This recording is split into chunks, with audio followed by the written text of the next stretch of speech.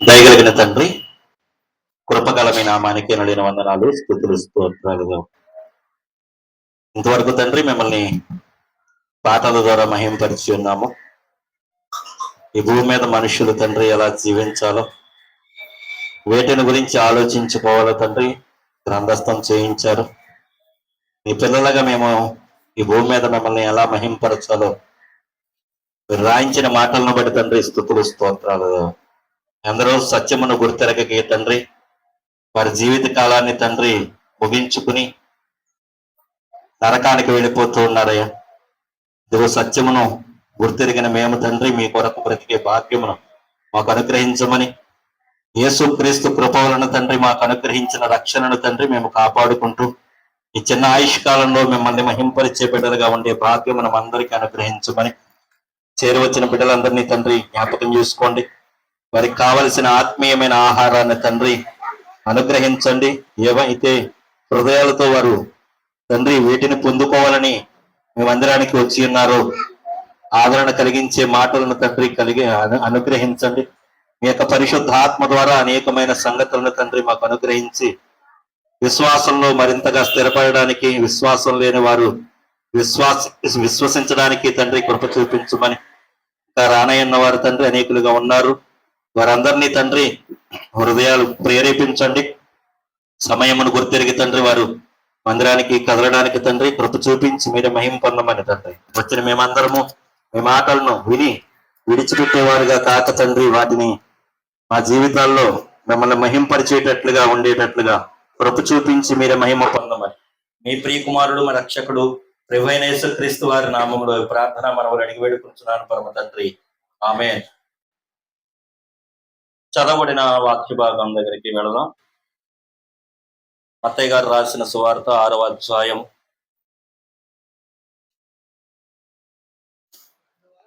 ఆనాడు యేసుక్రీస్తు ప్రభువు వారు తమ సమకాలీన జనాంగముతో, యూదులతో, ఇశ్రాయేలీలతో కొండ మీద ప్రసంగం చేస్తూ మాట్లాడుతున్న మాటలు ఈ మాటలు ప్రియమైన వాళ్ళ. మత్తయి సువార్త 5వ అధ్యాయము, 6వ అధ్యాయము, 7వ అధ్యాయం, 8వ అధ్యాయం కూడా సుదీర్ఘంగా యేసుక్రీస్తు ప్రభువు వారు ప్రసంగం చేసిన మాటలు ఇవన్నీ చెబుతూ ఉన్నాడు. ప్రతి ఒక్క విషయాన్ని వారికి తెలియచేస్తూ ఉన్నాడు. తెలియచేస్తూ మాట్లాడుతున్న మాటలు మనం చూడగలిగితే, చదవబడిన వాక్య భాగంలోనికి వెళదాం. మత్తయి గారు రాసిన సువార్త 6వ అధ్యాయము 25 నుంచి మనం చదువుకున్నాం గనక నేటి దినాన్ని ఆలోచన చేసుకుంటూ ముందుకు వెళదాం. అందువలన నేను మీతో చెప్పున్నదేమనగా, ఏమి తిందుమో ఏమి త్రాగుదుమో అని మీ ప్రాణములను గూర్చి అయినను, ఏమి ధరించుకుందుమో అని మీ దేహములను గూర్చి అయినను చింతింపకుడి. అసలు లోకంలో ఉన్న చింత అంతా దేని గురించి? ఈ దేహాన్ని ఎలా సుఖపెట్టాలి, నేను ఏం ధరించుకోవాలి, ఏం తినాలి, ఎలాంటి ఇల్లు కట్టుకోవాలి, ఈ భూమి మీద ఎలా జీవించాలి అనే ఆశ మొత్తం ప్రతి ఒక్క మనిషికి కూడా. నేను పరలోకం వెళ్ళాలని ఆలోచన కానీ, అసలు నేను ఈ భూమి మీద పుట్టడానికి గల కారణం ఏమిటని కానీ, నా తల్లిదండ్రులకు నేను పుట్టడానికి గల కారణం ఏమిటి, ఈ లోకానికి రావడానికి గల కారణం ఏమిటి, ఈ యొక్క సంకల్పం ఎవరైనా చేశారా, లేక తల్లిదండ్రులు అనుకుంటే నేను ఈ భూమి మీదకి వచ్చానా అనే ఆలోచన ఏమీ లేకుండా మనుషులందరూ తిని త్రాగే విషయాల దగ్గరే ఆలోచన చేస్తూ, కనిపించే ఈ దేహం మీదనే మనసు పెట్టుకుంటూ, కనిపించని ఒక ఆత్మ నాలో ఉన్నది, ఆ ఆత్మను ఈ శరీరాన్ని కలిపే ప్రాణం ఉన్నది అనే యోచన లేకుండా ప్రతి ఒక్కరూ ఆలోచన దేని కొరకు అని ఆలోచిస్తే, ఈ భూమి మీద తినే ఆహారం గురించి, కట్టుకునే వస్త్రాల గురించి, వారి అవసరతల గురించి, అంటే ఈ శరీరకమైన అవసరతల గురించే మనిషి ఆలోచన చేస్తున్నాడని యేసుక్రీస్తు వారు తెలియచేస్తున్నారు. వీటి గురించి ఆలోచిస్తున్నారట అంటూ చెబుతున్నాడు. చూడండి, ఆయన ఏమి ధరించుకుందుమో అని మీ దేహమును గూర్చి అయినను, చింతింపకుడి. ఆహారము కంటే ప్రాణమును, వస్త్రము కంటే దేహమును గొప్పవి కావా? దేనికంటే ఏది గొప్పది? ఆహారము కంటే ప్రాణము గొప్పది, దేహము కంటే వస్త్రము కంటే దేహము చాలా ఉన్నతమైనది. మీరు దేని గురించి ఆలోచన చేస్తున్నారు? ధరించుకునే వస్త్రం గురించి ఆలోచన చేస్తున్నారు. మీరు వస్త్రం గురించి ఆలోచన చేస్తున్నారు, మంచిది. దానికంటే గొప్పది మీ దేహం. ఆ దేహాన్ని ఎవరిచ్చారు మనకి అనేది అర్థమైతే ఈ దేహాన్ని ఎలా నడిపించాలో, దేని కొరకు ఆలోచన చెయ్యాలో అనేది అర్థమవుతుంది. అసలు ఈ దేహం ఎవరిచ్చారు అనేది మనకు అర్థం కావాలి. వస్త్రం గురించి ఆలోచిస్తున్నారు, చాలా చిన్న విషయాన్ని మీరు ఆలోచిస్తున్నారు. ఆ వస్త్రం కంటే గొప్పది దేహం. ఆ దేహాన్ని ఇచ్చింది ఎవరు? తండ్రి అయిన దేవుడు ఇచ్చాడు. తల్లి గర్భములో ఎలా రూపించాడో మీకు తెలుసా? ఒక చీకటి గది లాంటి గదిలో, ఆ గర్భాశయంలో ఒక శుక్రకణంగా తండ్రి యొద్ద నుండి వెళ్ళిన మానవ జీవితం క్రమంగా పెరుగుతూ, యోబు గ్రంథంలో చెబుతాడు, నా తల్లి గర్భములో నా ఎముకలు ఎలా నిర్మింపబడినవో అని అంటాడు. దావీదు భక్తుడు అంటాడు, వాటన్నిటినీ నేను ఆలోచిస్తుంటే నాకు ఆశ్చర్యము భయము కలుగుచున్నది అంటాడు. అంటే మనుషులందరూ ఎక్కడ ఆగిపోతున్నారు అంటే తినే ఆహార పదార్థం దగ్గర, కట్టుకునే వస్త్రాల దగ్గర ఆగిపోతున్నారు. కానీ మీ ఆహారం కంటే ప్రాణం గొప్పది. ఆ ఆహారం దేనికి తింటున్నాం? ప్రాణం నిలబడడానికే తింటున్నాం మనం ఆహారం తినేది. కానీ ఆ ప్రాణాన్ని ఎవరు పెట్టారు? ఆ జీవాన్ని ఎవరు ఇచ్చారు? మనిషిని మంటితో చేసిన దేవుడు ఆదాము నాసికారంధ్రముల్లో ఏమి ఊదాడు? ఆయన జీవవాయువును ఊది జీవాత్మగా చేశాడు. అలాంటి శక్తి కలిగిన దేవునికి వస్త్రాలు ఇవ్వడము, ఆహారం ఇవ్వడం చాలా తేలిక, చాలా తేలికైన విషయం. చాలా చిన్న విషయాలకు మీరు ఆలోచన చేస్తున్నారు అని చెబుతున్నాడు ఇక్కడ. ఆకాశ పక్షులను చూడుడి, అవి విత్తవు, కోయవు, కొట్లలో కూర్చుకొనవు, అయినను మీ పరలోకపు తండ్రి వాటిని పోషించుచున్నాడు. ఎవరు పోషిస్తున్నారట? ఆకాశ పక్షులు, జంతువులు. ఒక సింహం కాడి నుంచి దగ్గర నుంచి ఎవరినైనా జీవరాశులను ప్రపంచంలో చూసుకుంటే వాటన్నిటికీ ఆహారాన్ని ఇస్తుంది ఎవరు? దేవుడే. పిచ్చుకలు కూడా, కాకులు కూడానట దేవునికి మొరపెడుతూ ఉంటాయట. మొరపెట్టి దేవుని యొద్ద నుండి ఆహారాన్ని తీసుకోవడానికి ఇష్టపడుతూ ఉంటాయి. కానీ భూమి మీద మనిషి ఒక్కడే ఏం చేస్తాడు అంటే, నా జీవితం నాది అన్నట్లుగా దేవుని మీద ఆధారపడే జీవితం కాకుండా నేనేదో సంపాదించాలని ఆలోచనతో చేస్తూ ఉంటాడు ప్రయత్నాలు. అవన్నీ దేవుడు ఇవ్వడానికి సిద్ధంగానే ఉన్నాడు, అనుగ్రహించడానికి సిద్ధంగా ఉన్నాడు. కానీ మొదట మీరు వేటిను వెతకాలి. వాటిని వెతికితే కనుక ఇవన్నీ మీకు దేవుడు ఇస్తాడు ఉచితంగా అని చెబుతాడు. కిందకు వస్తే ప్రియమైన వారులారా, ఆకాశ పక్షులను చూడండి, అవి విత్తవు, కోయవు, కొట్లలో కూర్చుకొనవు, అయినను మీ పరలోకపు తండ్రి వాటిని పోషించుచున్నాడు. మీరు అంతకంటే బహుశ్రేష్ఠులు కారా? మీలో నెవడు చింతించటం వలన తన ఎత్తు మూరుడు ఎక్కువ చేసుకొనగలడు. తన గురించి తాను ఆలోచించుకున్నవాడు. ఎవరైనా ఒక పొట్టివాడు ఉన్నాడు అనుకోండి, నేను చాలా పొట్టివాడిని అని ఆలోచించుకోవడం వలన ఏమవ్వలేడు? ఒక మూరుడు ఎత్తు కాలేడట, మార్చుకోలేడు. దేవుడు డిజైన్ చేసిన ఆ విధానాన్ని ఎప్పటికీ కూడా మనిషి మార్చుకోలేడు. నేను నల్లగా ఉన్నానని చింతించేవారు కొంతమంది, నాకు ఆస్తి లేదని చింతించేవారు కొంతమంది. భూమి మీద అనేకమైన చింతలు కలవు మనుషుల్లో. చాలా మందికి చాలా ధనం ఉంటది, ఆస్తి ఉంటది, నల్లగా ఉన్నాడనే బాధ. ఒక్కొక్కరికి ఒక్కొక్క వారిని కదిలిస్తే అర్థమవుతుందండి ప్రియమైన వాళ్ళ.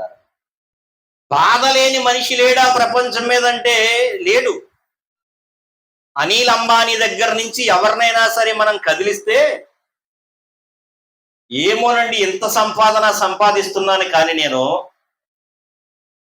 దీన్ని అంతటినీ ఒక రోజు విడిచిపెట్టి వెళ్ళిపోవాలి కదా, ఈ సంపాదన అంతటినీ నేను కష్టపడితే సంపాదిస్తున్నాను కానీ మరణిస్తే ఏమైపోతానో నాకు తెలియదు అనే ఒక చింతలో ఉన్నాడు మనిషి.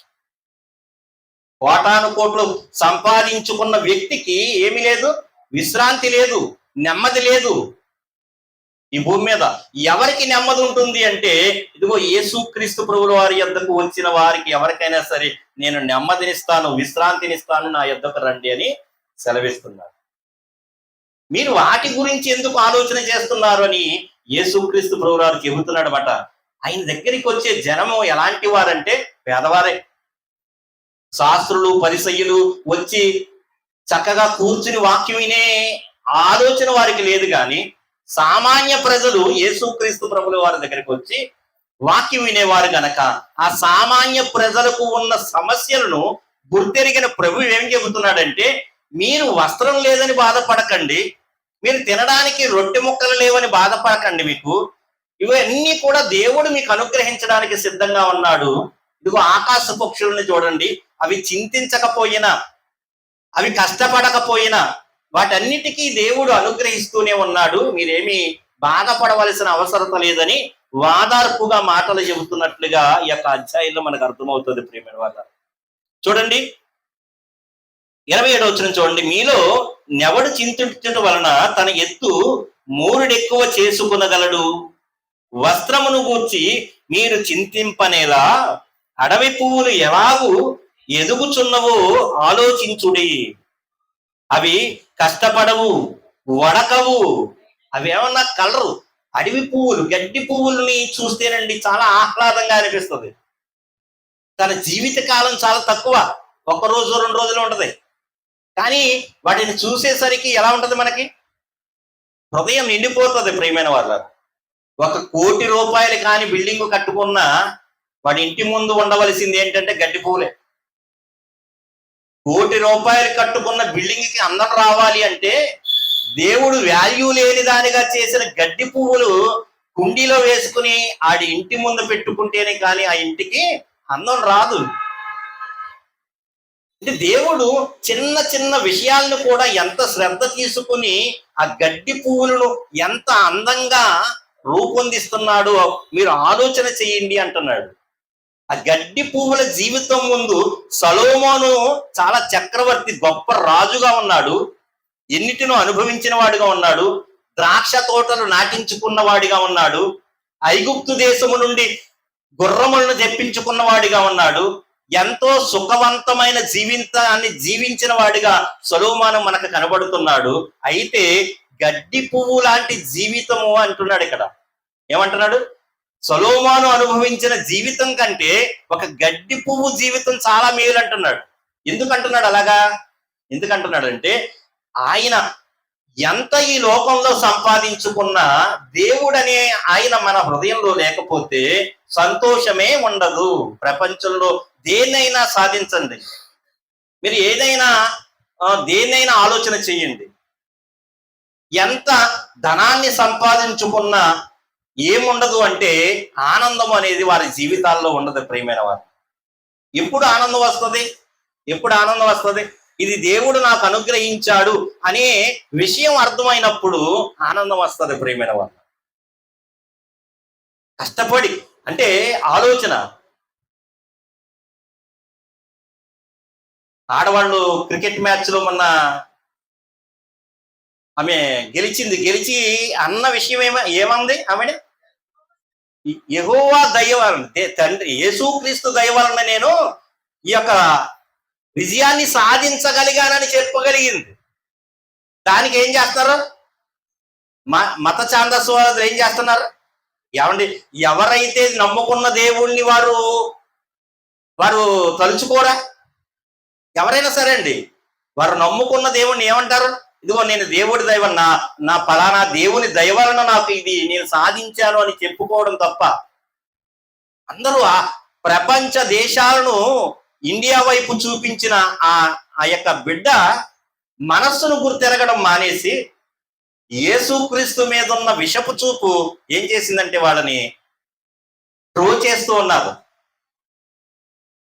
ఎంతో సంతోషించవలసిన విషయాన్ని బాధాకరంగా వాళ్ళు ఆలోచన చేస్తున్నారు. ప్రేమ దేవుణ్ణి కలిగిన ప్రియులు దేవుణ్ణి మనల్ని ఎంతలా హెచ్చించాలో అనేది దేవుని యొక్క ఆలోచన. మన బిడ్డలను చూడండి, కింద స్థాయిలో ఉంచాలని చూస్తామా? మనకంటే ఒక రిక్షాతో కూనేవాడు ఏం ఆలోచన చేస్తాడు? ఒక ఆటో కొనుక్కోవాలి మా అబ్బాయి అని ఆలోచన చేస్తాడు. ఒక ఆటో నడుపుకునేవాడు, ఒక ట్యాక్సీ నడుపుకునేవాడు విమానం నడిపితే బాగుండదు మా అబ్బాయి అనుకుంటాడు. పైలట్ అయిపోవాలి అంటే మనకంటే ఉన్నతంగా ఉండాలని మనం కోరుకుంటూ ఉన్నప్పుడు పరలోకపు తండ్రి అంతకంటే గొప్పవాడే. మనకి ఏమి అవసరతలు ఉన్నవో మనం చెప్పక ముందే ఆయనకి తెలుసు అని చెబుతున్నాడు. వాటన్నిటినీ తీర్చడానికి ముందుగా ఒక కండిషన్ చెబుతున్నాడు. ప్రియమైన వాళ్ళరా, 29 వచనం 33 వచనం చూడండి. కాబట్టి మీరు ఆయన రాజ్యమును నీతిని మొదట వెతుకుడి. ఎవరితో చెబుతున్న మాటలు ఇవి? క్రైస్తవులతో చెబుతున్న మాటలు కాదు. బైబిల్లో రాయించిన మాటలు. ఎక్కడ ఎవరితో మాట్లాడారు అనే విషయాన్ని చాలా జాగ్రత్తగా ఆలోచన చెయ్యాలి. యేసుక్రీస్తు ప్రాణం పెట్టిన తర్వాత సంఘంతో మాట్లాడుతున్న మాటలు కాదు ఇవి. యేసుక్రీస్తు రక్షణ ఇవ్వడానికి వచ్చి భూమి మీద వారి స్వజాతి జనముతో, ఇశ్రాయేలీయులతో, యూదులతో మాట్లాడుతున్న మాటలు అంటే నీతి ఎవరిని ఏది వెతకాలని చెబుతున్నాడు ఆయన రాజ్యమును గురించి. ఇదిగో నేను ఒక రాజ్యాన్ని స్థాపించడానికి ఈ లోకానికి వచ్చాను. ఇదిగో ఆ రాజ్యాన్ని స్థాపించడానికి నేను రక్తం చెల్లించడానికి వచ్చాను. మీ పాపముల నుంచి మిమ్మల్ని విడిపించడానికి వచ్చాను. దేవుని నీతిగా ఈ లోకానికి వచ్చాను. ఒక రాజ్యాన్ని స్థాపించబోతున్నాను. ఇదిగో వచ్చిన ఆ రాజును నేనే, ఆ నీతిని నేనే అని తెలియచేస్తున్నాడు. ప్రియమైన వాళ్ళరా, తెలియచేస్తున్నాడు. ఏమంటున్నాడు?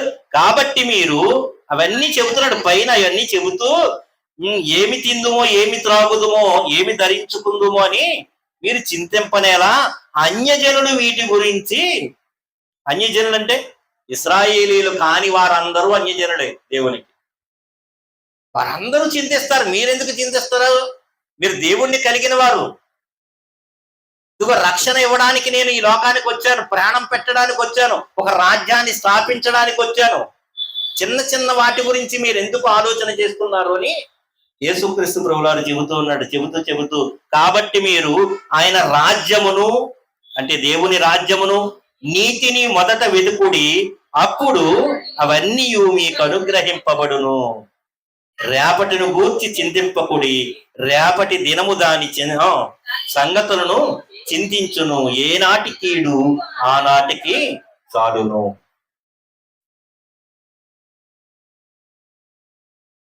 మనుషులు ఈ భూమి మీద ఆలోచించే విషయాన్ని చెబుతూ ఉన్నాడు. కానీ యేసుక్రీస్తు ప్రభువారు ఆ సమకాలీన వాళ్ళతో చెబుతున్న మాటలు ఏమిటంటే, మీరు దేవుణ్ణి కలిగిన వారు కదా, దేవుడి మీద ఎందుకు విశ్వాసం ఉంచడం లేదు? అవన్నీ కావాలని మీరు ఆలోచన కలిగి ఉండడం మంచిదే. మీరు ఏమి అడగక ముందే దేవుడు వీటన్నిటి గురించి ఆలోచన చేసిన వాడు. మీకు అవన్నీ ఇస్తాడు. ముందు మీరు నెతకవలసింది దేన్ని అంటే ఆయన నీతిని వెతకండి, ఆయన రాజ్యాన్ని వెతకండి. రోమపత్రిక ఆయన నీతి అంటే ఏమిటో చూద్దాం. రోమీలకు రాసిన పత్రిక 3వ అధ్యాయం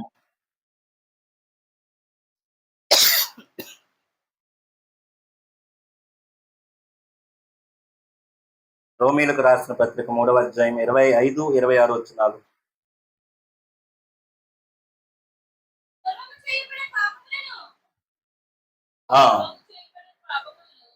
పూర్వము చేయబడిన పాపములను దేవుడు తన ఓరిమి వలన ఉపేక్షించినందున ఆయన తన నీతిని కనుపరచవలెనని. యేసుక్రీస్తు ఎవరట?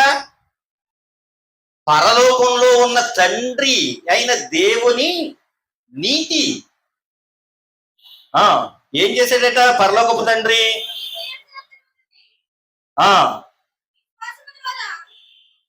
25వ వచనం మళ్ళీ చదువుదాం ఒకసారి. పూర్వము చేయబడిన పాపములను దేవుడు తన ఓరిమి వలన ఉపేక్షించినందున ఆయన తన నీతిని కనుపరచవలెనని క్రీస్తు యేసు రక్తమందలి విశ్వాసము ద్వారా ఆయనను కరుణాధారముగా బయలుపరిచెను. యేసుక్రీస్తు ద్వారా కరుణాధారగా నీతిని బయలుపరిచాడట. యేసుక్రీస్తు ప్రభువారు అంటే ఎవరు? దేవుని నీతి. ఈ లోకపు జనులకు లోకపు నీతి తెలుసు. మా ధర్మం చాలా గొప్పది అని ఆలోచన చేస్తుంది ఈ సమాజం.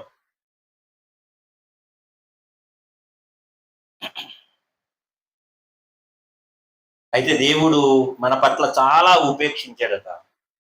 మనం పాపులమై ఉండగా వాటన్నిటిని ఉపేక్షించి యేసుక్రీస్తు ప్రభుల వారిని లోకానికి పంపించి ఆయన నీతిని బయలుపరిచాడు.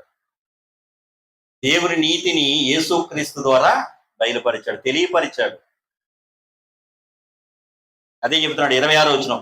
క్రీస్తు యేసు రక్తమందలి విశ్వాసము ద్వారా ఆయనను కరుణాధారగా బయలుపరచెను. దేవుడిప్పటి కాలమందు తన నీతిని కనుపరుచు నిమిత్తము తాను నీతిమంతుడును యేసునందు విశ్వాసము గల వారిని నీతిమంతులుగా తీర్చువాడునై ఉండుటకు అలాగు చేసెను. దేవుని నీతి ఎతకాలంటే ఈ భూమి మీద దేవుణ్ణి వెతుకుతున్నాం అని అనుకుంటున్నారు. కానీ దేవునిలో ఉన్న నీతి మనుషులకు తెలియాలి అంటే ఇదిగో యేసుక్రీస్తు ప్రభువుల వారి యొద్దకు వస్తే దేవుని నీతి అంటే ఏమిటో అర్థమవుతుంది. లోకంలోకి వెళితే ఏమంటారు?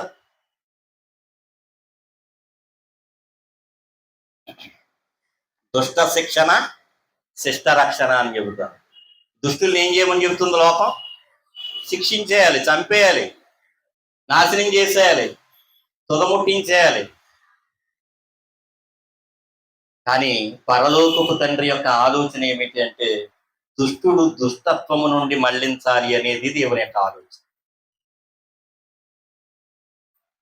మన పిల్లలు పాడైపోతే ఆ పాడైపోయిన పరిస్థితుల నుంచి వాళ్ళని మళ్లించాలని మనం చూస్తాం, అంతేనా? పాడైపోయిన పరిస్థితులు అంటే వాడు మనస్సు మార్చుకోవాలని ప్రయత్నం చేస్తాం, కానీ వాళ్ళని చంపేయాలని చూస్తామా? తప్పు చేశాడని. లోకపు నీతి అలా ఉంది, దుష్టుడు నీతి అది. దుష్ట శిక్షణ అంటే ఒక తప్పు చేసిన వ్యక్తిని ఏం చేయమని చెబుతుంది?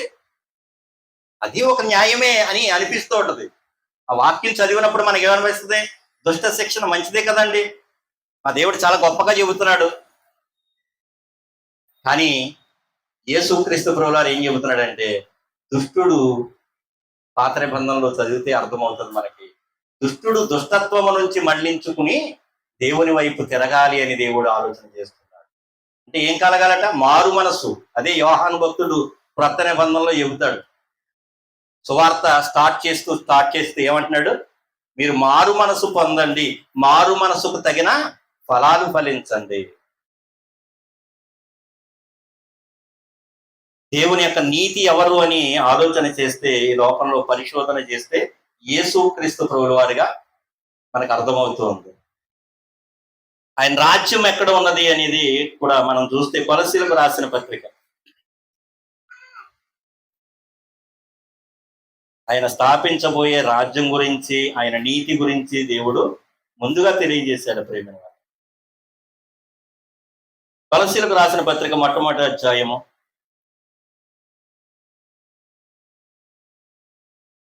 13వ వచనం.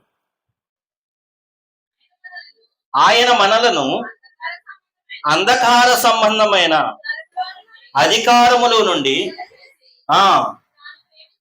తాను ప్రేమించిన తన కుమారుని యొక్క రాజ్య నివాసునుడిగా చేసెను. అంటే ఈ రాజ్యము గురించే చెబుతున్నాడు ఆయన. అంటే యేసుక్రీస్తు ప్రభువారు పండ మీద ప్రసంగం చేస్తూ ఆయన ఇంకా ప్రాణం పెట్టలేదు, రాజ్యం స్థాపించబడలేదు, ఇదిగో నేను రాజ్యం స్థాపించడానికి వచ్చాను, మీకు లేని దాని గురించి బాధపడుతున్నారు, ఆహారం గురించి చింతిస్తున్నారు, దుస్తుల గురించి చింతిస్తున్నారు, వాటి గురించి కాదు అసలు మీరు ఆలోచించుకోవలసింది, మీ పాపము నుంచి విడిపించడానికి వచ్చిన నీతిమంతుడనైన నన్ను వెతకండి, మీరు నన్ను తెలుసుకోండి, నేను ఒక రాజ్యాన్ని స్థాపించబోతున్నాను, ఆ రాజ్యాన్ని మీరు కనుగొనండి, మీరు నాతో తిరిగితే రాజ్య సంబంధులుగా ఉంటారు, ఆ రాజ్య సంబంధమైన మాటలు మీకు తెలియచేస్తాను, ఆ మాటలు మిమ్మల్ని ఏం చేస్తాయి, జీవింప చేస్తాయి. అపవాది యేసుక్రీస్తుని శోధించినప్పుడు ఏమన్నాడు,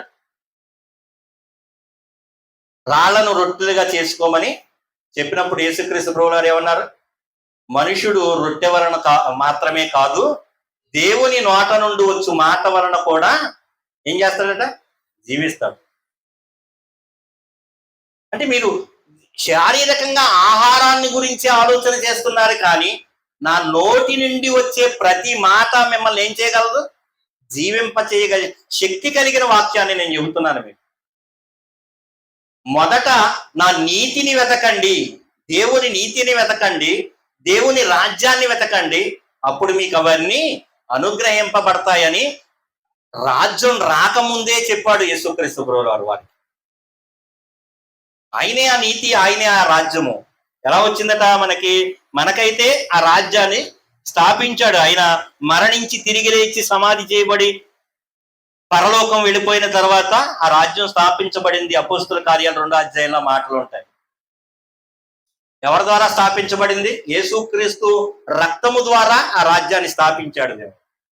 పరిశుద్ధాత్మ అనుగ్రహం ఈ లోకానికి అనుగ్రహించి స్థాపించాడు ఆ రాజ్యాన్ని.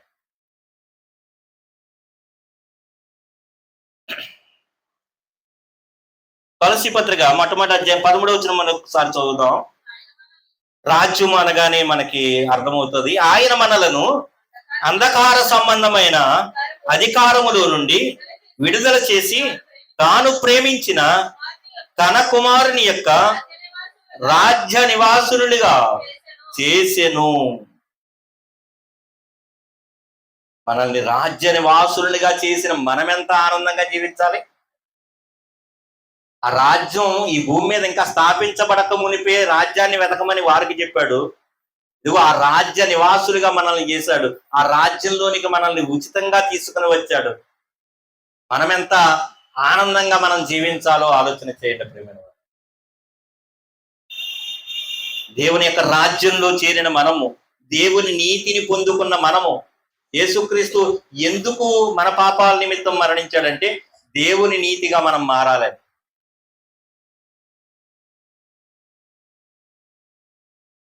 అపోస్తుల కార్యముల గ్రంథంలో ఒక మాట చూద్దాం. శరీరం దగ్గర ఆగిపోతున్నారు, శరీరానికి ప్రాణము అని మనం ఆలోచన చేసాం. అపోస్తుల కార్యాల గ్రంథంలో చక్కటి మాట ఉంటుంది, 17వ అధ్యాయము.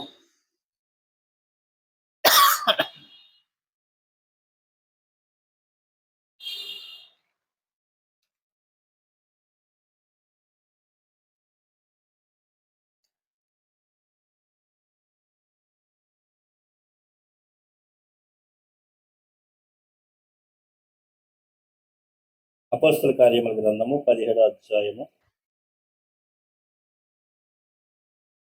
24వ వచనం చూడండి, 25వ వచనం చూడండి. నేరుగా మనకు కావాల్సిన వచనం 25వ వచనం. ఆయన అందరికీ జీవమును ఊపిరిని సమస్తమును దయచేయుచున్నాడు. మనుషులు ఎక్కడ ఆగిపోతున్నారు?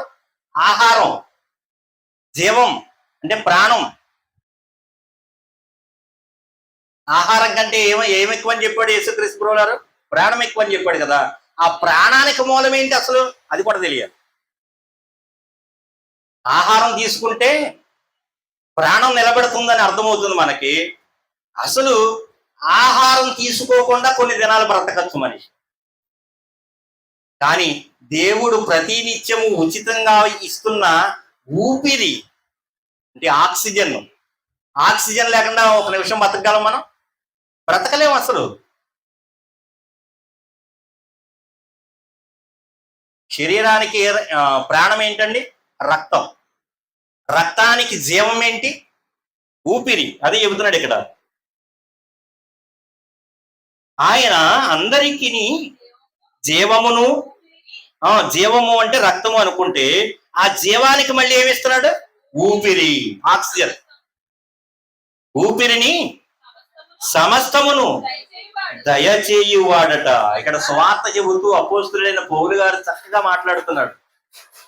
జగత్తును అందరి సమస్తమును సృష్టించిన దేవుడు జీవమునకు కావలసిన ఆ ఊపిరిని కూడా, అంటే మనిషి బ్రతకడానికి కావలసిన ఆక్సిజన్ ను కూడా ఎవరిస్తున్నారు? అడిగితే ఇచ్చాడు దేవుడు.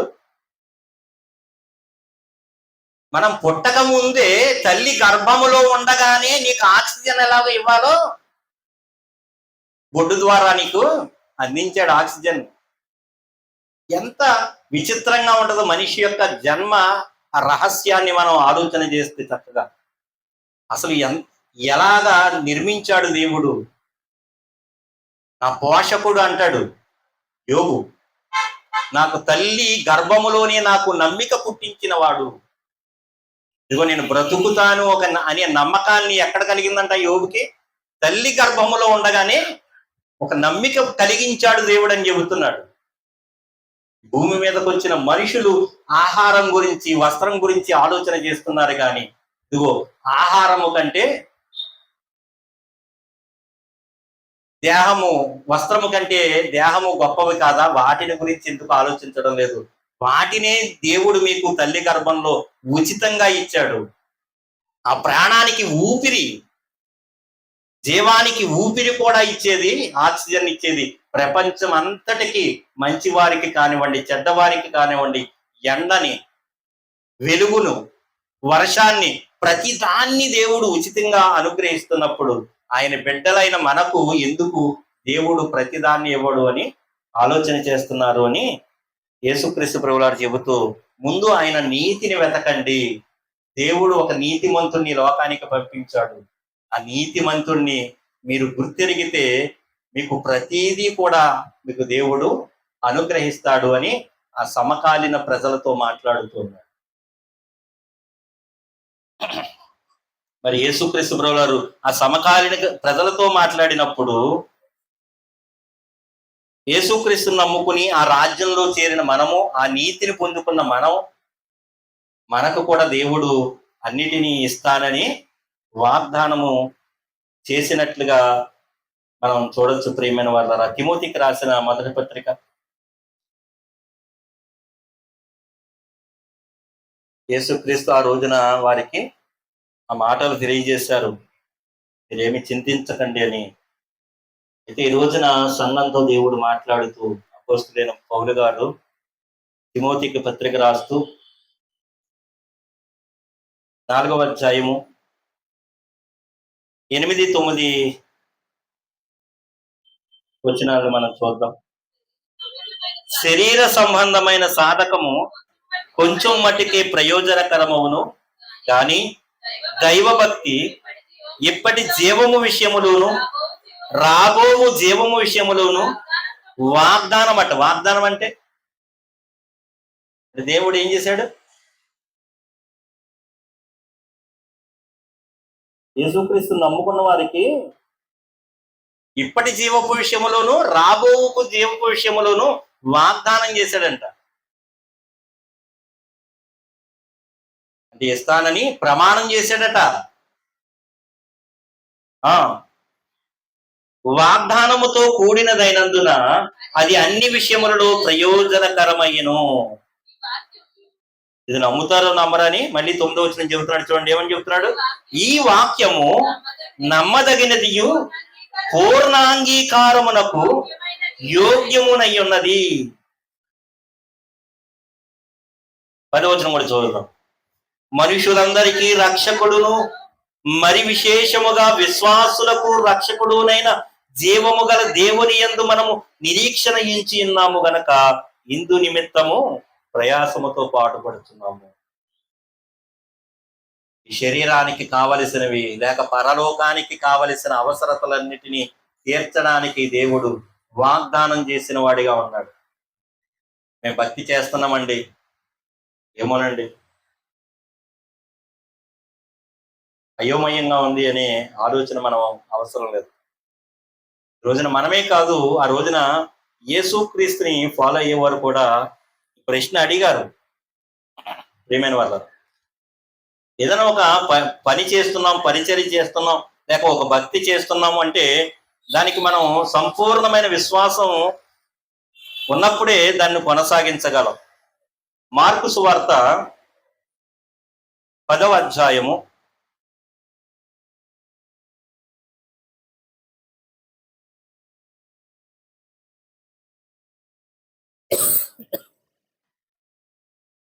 'ఒకసారి భక్తి జీవితంలో అనుమానం వస్తూ ఉంటుంది.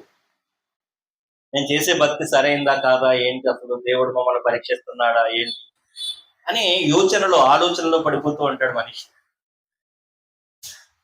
మేము ఏదో అనుకుంటున్నాం, భక్తి చేస్తున్నాం, కానీ ఏది కూడా అనుకూలించడం లేదు అనే ఆలోచనలోకి వెళ్ళిపోతూ ఉంటారు. ఇక్కడ పేతురు గారు కూడా ఒక ఆలోచన చేసి యేసుక్రీస్తు ప్రభువు వారిని అడుగుతున్నట్లుగా మనం చూడొచ్చు. 28వ వచనం నుంచి చూద్దాం. మార్కు సువార్త 10వ అధ్యాయము 28 నుంచి. పేతురు, ఇదిగో మేము సమస్తమును విడిచిపెట్టి నిన్ను వెంబడించితిమని ఆయనతో చెప్పసాగెను. ఏమని చెప్పాడట పేతురు? పేతురు పిలిచినప్పుడు సామాన్యమైన వ్యక్తే, జాలరతను. జాలరి అంటే ఏం చేస్తాడు? ఆయన సముద్రంలోకి వెళ్ళి వేట కొనసాగించి అవి తెచ్చుకుని కుటుంబాన్ని పోషించుకునే ఆయన ఉన్నాడు, ఒక సామాన్య వ్యక్తిగా. యేసుక్రీస్తు పిలవగానే ఏం చేశాడు? వాళ్ళు అక్కడ విడిచిపెట్టేసి ఈయన ఫాలో అవుతూ ఉన్నాడు. డౌట్ వచ్చింది, ఒక రోజు డౌట్ వచ్చింది. డౌట్ వచ్చి ఏమంటున్నాడంటే, మేము సమస్తమును విడిచిపెట్టి నిన్ను వెంబడించితిమని ఆయనతో చెప్పసాగెను.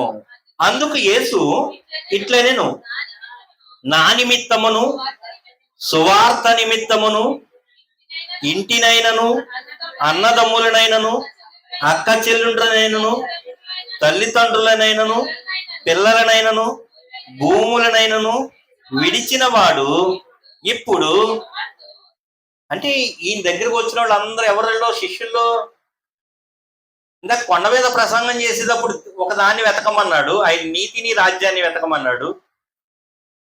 పేతురు గారు వీళ్ళ ఏమని ఈయన ఫాలో అవుతున్నారు? ఈయన జీవమనే ఫాలో అవుతున్నారు అన్నమాట. ఈయన విశ్వసించారు దేవుని కుమారుడిగా, అందుకని ఫాలో అవుతున్నారు. ఫాలో అయ్యే వాళ్ళకు కూడా ఏమొచ్చింది? డౌట్ వచ్చింది. ఇవన్నీ విడిచిపెట్టేసాం ప్రభువా, బాగుంది, అసలు మా పరిస్థితి ఏంటి అని అడుగుతున్నప్పుడు, ఇదిగో ఇళ్లలైనను, అక్క చెల్లెలైనను, తల్లిదండ్రులైనను, పిల్లలైనను, భూములైనను విడిచిన వాడు ఇప్పుడు ఇహమందు హింసలతో పాటు, అంటే కొన్ని హింసలు రావచ్చు, మీకు కొన్ని ఇబ్బందులు రావచ్చు ఈ భక్తి జీవితంలో, వస్తాయి. అయితే హింసలతో పాటు నూరింతలుగా ఎండ్లను, అన్నదమ్ములను, అక్క చెల్లుండ్రను, తల్లులను, పిల్లలను, భూములను రాబోవు లోకమందు నిత్య జీవమును పొందుదురని మీతో నిశ్చయముగా చెప్పుచున్నాను. మీతో నిశ్చయంగా చెబుతున్నాను, ఏమి అనుమానించవలసిన విషయం లేదు.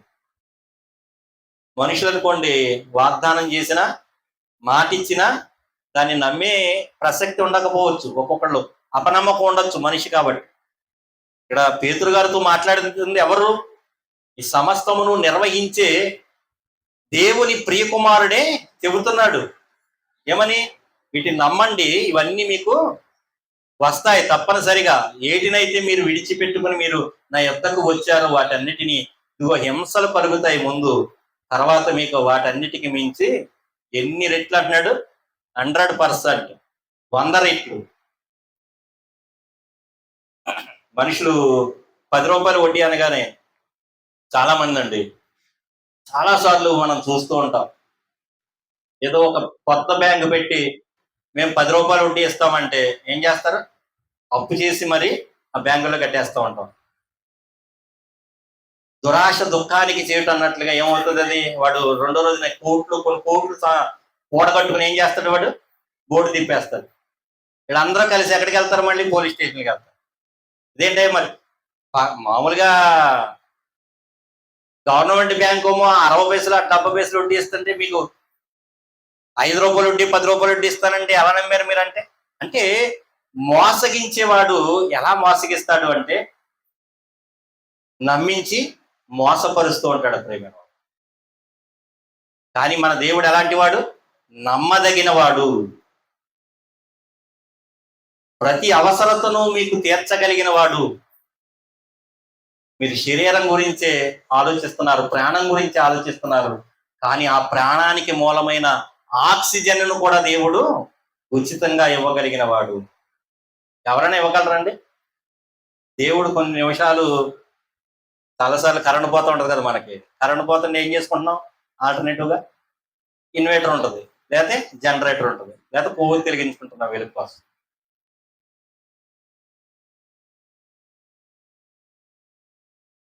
దేవదూతలు చేయలేకపోతున్నాయని అంటున్నాయి పని. ఒక కొన్ని నిమిషాలు ఆక్సిజన్ ఆపేస్తానని ఎప్పుడైనా దేవుడు సమాచారం ఇచ్చాడు మనకి? దేవుడు ఒక్క కొన్ని నిమిషాలు తన ఊపిరి అంతా, ఎవరిదంటే ఈ ఆక్సిజన్ అంతా తన ఊపిరి అంటాడు యోగు. ఆయనలోకి తీసుకుంటే మనం అందరం ఏమవుతామంట? జీవోత్సవాలం అయిపోతాం, రాలిపోతాం. ఒక భూమి మీద ఉన్న మనిషి వారికి ఉన్న పిల్లల గురించి, కుటుంబం గురించి ఎంతో ఉన్నతంగా ఆలోచిస్తున్నప్పుడు పరలోకపు తండ్రి ఎంతో గొప్పవాడు. మనల్ని ఒక గొప్ప స్థానంలో ఉంచాలి అన్నది దేవుని యొక్క ఆలోచన. ఆయన్ని వెంబడించాలి, ఆయన యొక్క ఆలోచన ఏంటో తెలుసుకోవాలి. ప్రభువు మనసు ఎరిగిన వాడు ఎవరు అంటాడు. చాలా మందిని అడిగితే ఏమంటారు ప్రశ్న? మేము దేవుని నమ్ముకున్నామండి. నమ్ముకున్నాం, కానీ ఆయన మనసేంటో మనకు అర్థమైందా? ఆయనకి ఇష్టమేంటో మనకు అర్థమైందా? ఆయనకి కష్టమేంటో అర్థమైందా? అవన్నీ అర్థమైతేనే మనం ఆయన యుద్ధ నుంచి ప్రతిదాన్ని పొందుకోగలుగుతాం ప్రేమైన వాళ్ళ. అపోస్తులైన పేతురు గారు ఆ ఆలోచన చేసినప్పుడు యేసుక్రీస్తు ప్రభువు గారు చెబుతున్నాడు, ఇవన్నీ మీకు నిశ్చయముగా దొరుకుతాయి తప్పనిసరిగా. కాకపోతే ముందు ఏమొస్తాయి? శ్రమలు వస్తాయి మీకు. వాటి శ్రమలని మీరు నిలిచినట్లయితే దేవుడు ప్రతిదాన్ని మీకు ఇవ్వడానికి సిద్ధంగా ఉన్నాడు అని దేవుని ఒక వాక్యం సెలవిస్తుంది ప్రేమ. మనుషులు పైన వాటి గురించే మనం ఆలోచన చేస్తాం. దేవుడు ఏం చేస్తున్నాడు? శరీరానికి కావలసిన వాటన్నిటినీ మనకి అనుగ్రహిస్తున్నాడు. లోకంలో ముందే నిక్షిప్తం చేసి ఉంచాడు, మన కాళ్ళ కింద పెట్టేశాడు. ఎన్నో గనుల్ని మన కాళ్ళ కింద పెట్టేశాడు. ఈ రోజున మన వాహనాలు నడుస్తున్నాయంటే పెట్రోలు, గాలిని కూడా మనం ఇంధనంగా మార్చుకుంటున్నాం. సూర్యరశ్మిని కూడా ఏం చేస్తున్నాం? ఇంధనంగా మార్చుకుంటున్నాం. ఎంతో ఆ తెలివితేటలను కూడా మనుషులకి ఇచ్చేది దేవుడే. ఆ జ్ఞానాన్ని అంతటిని ఇచ్చి దేవుడు నడిపిస్తూ ఉన్నాడు, కృప చూపిస్తూ ఉన్నాడు. ప్రతి ఈవిని పర సంబంధమైన దీవెనుడు అనుగ్రహించడానికి ఆయన సిద్ధంగా ఉన్నాడు. కాకపోతే ఇశ్రాయేలీయులకు ఏం చెప్పాడు? ఆయన నీతిని, ఆయన రాజ్యమును వెతకమని చెప్పాడు. మనకైతే సంఘములో విశ్వాసముతో మీరు ఏవైతే విడిచిపెట్టి నా దగ్గరకు వచ్చారో వాటన్నిటినీ 100 రెట్లు ఇవ్వడానికి నేను సిద్ధంగా ఉన్నాను. దానికి ముందుగా మీకు ఏమొస్తుంది? శ్రమ వస్తుంది, కొంచెం ఇబ్బందులు ఉంటాయి. వాటన్నిటిని అధిగమించి మీరు విశ్వాసాన్ని కోల్పోకుండా జీవిస్తే మీకు ప్రతి ఈవిని ఇవ్వడానికి దేవుడు పరలోకంలో సిద్ధంగా ఉన్నాడని దేవుని ఒక వాక్యం సెలవిస్తున్నది ప్రేమ. ఎవడును ఇద్దరు దాసులకు యజమానుడిగా ఉండకండి అని చెబుతున్నాడు. అంటే ధనానికి, దేవునికి దాసులుగా ఉండద్దు. ఎవరికో ఒకరికే దాసులుగా ఉండండి. మీరు దేవునికి దాసుడిగా ఉన్నాడు. దేవుడు మన పక్షమున ఉంటే ప్రతి అవసరతను తీర్చగలిగిన వాడు ప్రియమైన వల్ల. ఆయనకి శక్తి సామర్థ్యం ఎంత అని మనం లెక్కలు వేయడానికి ఏమీ ఆలోచన చేయడానికి లేదు. ఆయన ఎలాంటి వాడంటే ఎర్ర సముద్రమును 2 పాయలుగా చేయగలిగిన శక్తి కలిగిన వాడు. లేని వాటిని ఉన్నట్లుగా పిలిస్తే అవన్నీ ఆయన వద్దకు వస్తాయి. అలాంటి పరలోకపు తండ్రి, ఆత్మలకు తండ్రి మనల్ని గురించి ఎంతో ఆలోచన కలిగి ఉన్నాడు ప్రేమ. ప్రతిదాన్ని ఈవిని అవసరతను తీర్చడానికి సిద్ధంగా ఉన్నాడు. మనం ఆయన కొరకు జీవిస్తే మనకన్నిటినీ అనుగ్రహించడానికి దేవుడు సిద్ధంగా ఉన్నాడని తెలియజేస్తున్నాం.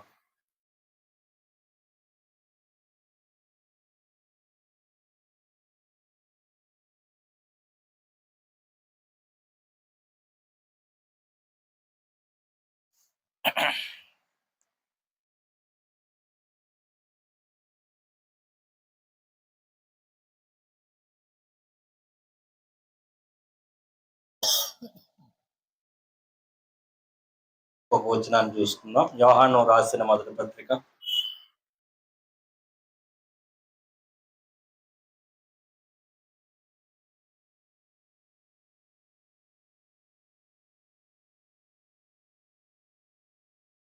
4వ అధ్యాయం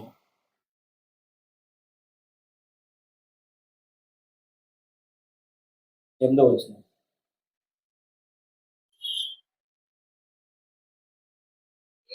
దేవుడు ప్రేమాస్వరూపి, ప్రేమ లేనివాడు దేవుని ఎరుగడు. మనము ఆయన ద్వారా జీవించినట్లు దేవుడు తన అద్వితీయ కుమారుని లోకములోనికి పంపించెను. ఎందుకు పంపించాడు ఆయన? లోకంలో ఉన్నవారు సన్మానిస్తారని పంపించాడు. ఆయన అంతా ముందు మ్యాటర్ రాసుకునే పంపించాడు ఈ లోకాన్ని. ఆయన కుమారుణ్ణి సిలువ వేస్తారని తెలుసు. మనందరి నిమిత్తము మనకు పడవలసిన దోష శిక్షను ఏం చేశాడు ఆయన? యేసుక్రీస్తు మీద ఉంచాడు. ఆయన ఎంతో ప్రేమిస్తున్నాడు మనల్ని. దేవుడు లోకాన్నే ప్రేమిస్తున్నప్పుడు మనల్ని ఎంతలా ప్రేమిస్తున్నాడు మనకు అర్థం కావాలి. దేవుడు లోకమును ఎంతో ప్రేమించెను కాగా తన అద్వితీయ కుమారుని యందు విశ్వాసం ఉంచు ప్రతి వానికి నిత్య జీవం ఇస్తానంటున్నాడు. ఆ నిత్య జీవానికి ముందు ఈ లోకంలో జీవానికి కావలసిన వాటిని అన్నిటినీ అనుగ్రహిస్తాను వాగ్దానం చేశాడట. వాగ్దానం చేసిన వాడు నమ్మదగిన వాడు. ప్రేమైన వాళ్ళ ఇదే యోహాను పత్రిక 2వ అధ్యాయము 27వ వచనం 25 నుంచి చదువుకున్నాం. నిత్య జీవము అనుగ్రహించుననిదియే ఆయన తానే మనకు చేసిన వాగ్దానము. దేవుడు చాలా వాగ్దానాలు చేశాడు. ఈ భూమి మీద మనకి జీవితాల్లో ఏ అవసరతలు ఉంటాయో ఇవ్వడానికి, పరలోకాన్ని ఇవ్వడానికి కూడా వాగ్దానం. అనుగ్రహించునంది ఆయన తానే మనకు చేసిన వాగ్దానము.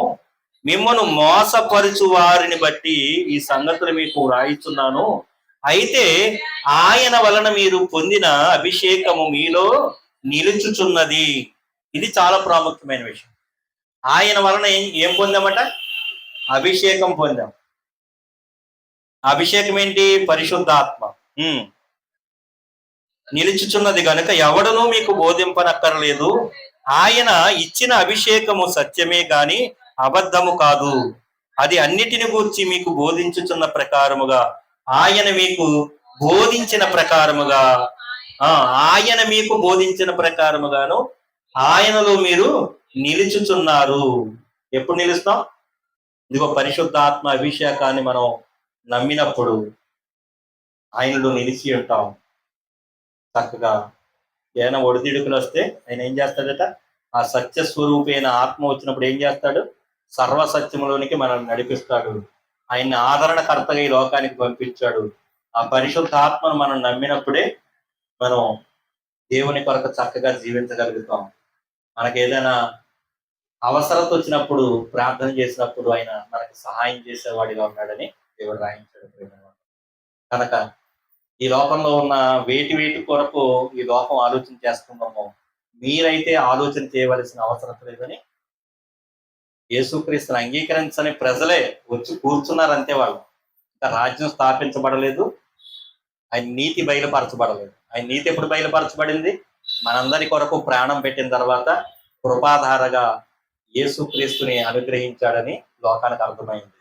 వీటన్నిటినీ మనం విశ్వసించగలిగితే దేవుడు ప్రతి ఒక్క దీవెనను, ఆశీర్వాదమును, పర సంబంధమైన దీవెనలు లేక ఆ పరలోకాన్ని కూడా మనకు వాగ్దానం చేసి దేవుడు అనుగ్రహించాడు.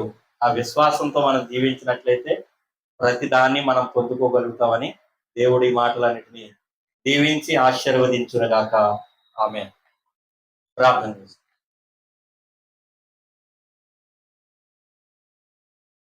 దయగలిగిన తండ్రి, కృపగల మీ నామానికి ఎనలేని వందనాలు, స్తుతులు, స్తోత్రాలు. యేసుక్రీస్తు ప్రభువు వారి తండ్రి కొండ మీద ప్రసంగం చేస్తున్నారు, ధ్యానం చేసుకుంటున్నాం. ఆ సమకాలీన ప్రజలతో యేసుక్రీస్తు ప్రభువు వారు చెప్పిన మాట, ఆహారం గురించి, ప్రాణం గురించి, వస్త్రం గురించి మీరు ఆలోచన చేస్తున్నారు, కానీ వాటన్నిటికీ మించి ఆ ప్రాణానికి మూలమైన జీవాన్ని కూడా దేవుడు మీకు ఇస్తున్నాడు అని మీరు తెలియచేసిన మాటలను బట్టి తండ్రి స్తోత్రాలు చెల్లిస్తున్నాము. ప్రతి ఒక్క విషయంలోనూ తండ్రి యేసుక్రీస్తు ద్వారా మేము అడుగుతున్న వారిగా, అడగక ముందే మీరు అన్ని హృదయాంతరంగముని ఎరిగిన వారిగా తండ్రి ఉన్నారు కనుక తండ్రి, మా భక్తికిని జీవమునకు కావలసిన వాటన్నిటినీ తండ్రి మీరు అనుగ్రహిస్తారని రాయించిన మాటలను బట్టి తండ్రి కృతజ్ఞతాస్తుతులు దేవా. పేతురు భక్తుడు, మేము సమస్తమును విడిచిపెట్టి, ఇదిగో ప్రభువా నిన్ను విడిచి మేము అన్నీ విడిచిపెట్టి మిమ్మల్ని వెంబడిస్తున్నాము, మాకేమిటి ప్రయోజనము, లాభం ఏమిటి అని ప్రశ్నించినప్పుడు, ఇదిగో కొన్ని హింసలు మీకు వస్తాయి, వాటి తర్వాత మీకు ఎన్నో రెట్లుగా మీకు వాటన్నిటిని అనుగ్రహిస్తానని ప్రభువు చెప్పిన మాటలను బట్టి తండ్రి, ఈ యొక్క కృపను బట్టి తండ్రి స్తుతులు, స్తోత్రాలు. జరగనైనా కార్యక్రమాంతటిలో తోడైన వినిపించిన మాటలన్నిటికీ మన తండ్రి మరొకసారి స్తుతులు, స్తోత్రాలు. మీ ప్రియకుమారుడు మా రక్షకుడు ప్రభువైన యేసుక్రీస్తు వారి నామములో ప్రార్థన మనవులు అడిగి నడిపించున్నాము. ఆమేన్.